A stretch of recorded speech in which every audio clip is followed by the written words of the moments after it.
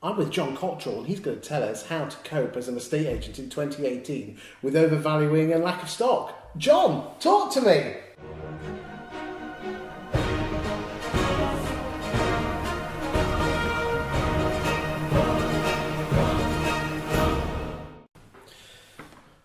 John, you're my coach and mentor, and I know you coach and mentor a number of landlord farmers, letting agents, estate agents.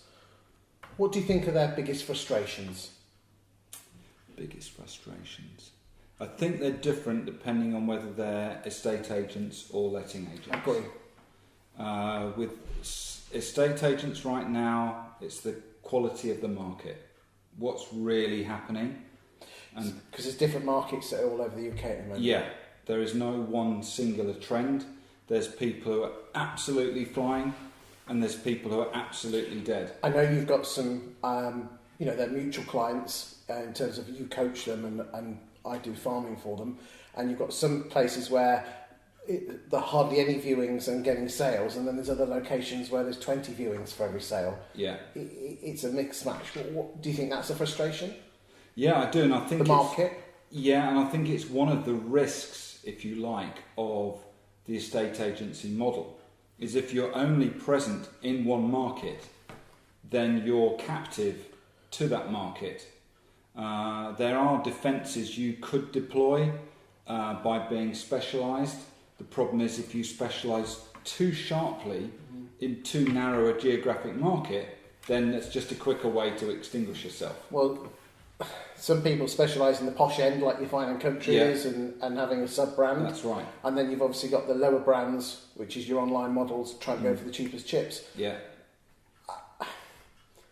But, the market is the market. Yeah. There's nothing you can do about it. What do we have to do as agents to beat it?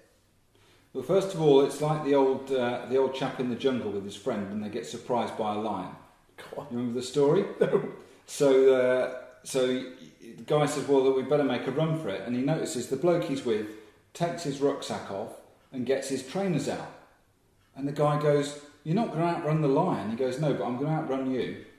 Yes. Right?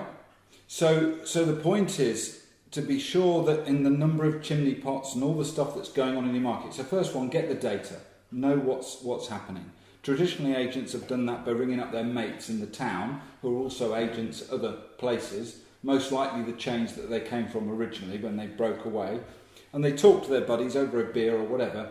What's happening? Are you having a good month this month? And they'll find out intuitively what's going on. Yeah, but mostly estate agents are full of BS. Well, so you have to get the data, right? Once you've got the data, you'll know whether, am I doing something wrong or has the market shifted? If the market shifted, is there the volume in the market that's still enough to put, the lunch on my table? Because if the answer is no, that's where you're really falling back on your lettings, right? But if the answer is yes, right, so where's your share of that particular pie? Yes. Right? Have you created the relationships, the brand awareness, everything else in your market that's getting people to come to you? Yeah. You see, what I see an awful lot in the estate agency is that there's a lot of people out there who are order takers, waiting for the valuations to come to them. Yeah. But their mindset is that they don't like the word no. Yeah. With prospecting. Yeah. And you and I must have talked in the past about the number one quality I look for in an estate agent. Well, it's the person that you trust, who you're going to get on with, that you're going to trust your biggest asset to. So you're doing it from the customer's perspective. If I'm evaluating a business, let's imagine that I'm picturing myself as the chairman of that business, and I want a quick way to go in and know that my estate agency business is healthy above anything else, no matter what storms the market throws. I want the good ship to survive. Yes. What's the one quality I want from my team above anything else? Resilience. Let's be more specific about where that resilience is going to drive them. That they can take the rough with the smooth. Yeah, how are they doing that though? Well, it's loving rejection. Go on, yeah, which means they've got... how are they going to get the most rejections? But if you ask more, you'll get more no's, but the more no's you get, the more yeses you get. Yes. This is unscripted, guys. Right, so I've worked with some guys and some legends in the industry, right? You know some of these names. And I'm sure every single one of them would be, as they say, crunching the gravel and knocking on the door with something of value to say to that person, not just selling straight at them, to make a positive impression. But I don't like the word no. I'll never admit it, yeah. But that's what most people are. But that's why my question is, how many doors have you knocked on today? Well, if you don't knock on any, you won't get rejected. You won't get any business either. So when they're going, if you've got a systematic approach to the door knocking, the working the database, all those things, in theory should never run out of stock to sell. Then the question is, great, well I've got a window full of stock, it's all on Rightmove, it's here, but I haven't actually got any buyers. Well, it's a system. You've got to work out what the motivation of the owner is, and find out why they're moving, their whys, and if people are moving up market, it's not what theirs will sell for, it's the gap. If people are... But come on, let's get to where the bad news is. What's the one thing most agents fear doing with a vendor? Price restrictions. Yes. And one agent, beautiful, he goes, well, he lays out all the marketing. And he says, right, so is there anything you think you'd like to change in the marketing? We got that right. And the vendor's going, well, no, it looks fantastic. Great. So there's only one other reason why your house isn't selling then, isn't there? Bang on. Right? Because the price is wrong or the marketing's rubbish. Right. So in the current market conditions, your house is priced too high. But do you think that comes back down to, that fear of rejection of the word no? Yeah. It's that fear of what does the agent fear? Well, I got it. I priced it too high. Stupidity, looking stupid. Or what's the other fear? That they'll lose the property. Yeah, and they'll go. The customer will think, you got it wrong. You don't know what you're doing. I'll go with someone else. So that's why you have to go through the demonstration of your marketing first to prove you do know what you're doing.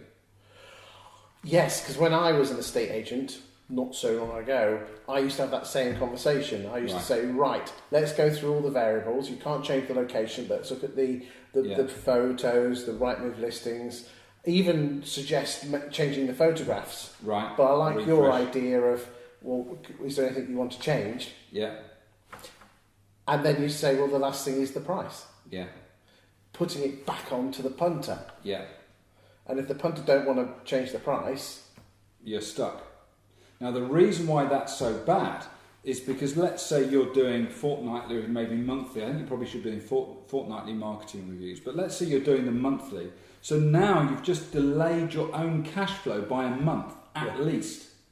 And there's this old story about... Because I know there's a lot of agents out there that are finding it tough with cash flow. Right.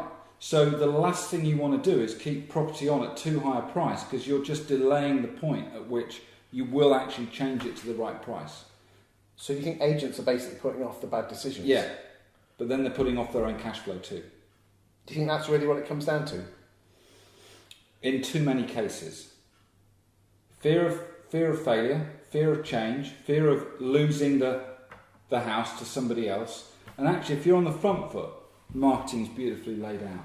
You've answered the phone calls and emails and texts of that client. You've been on the ball on your communication. You've done everything you said you would do at the time you said you would do it.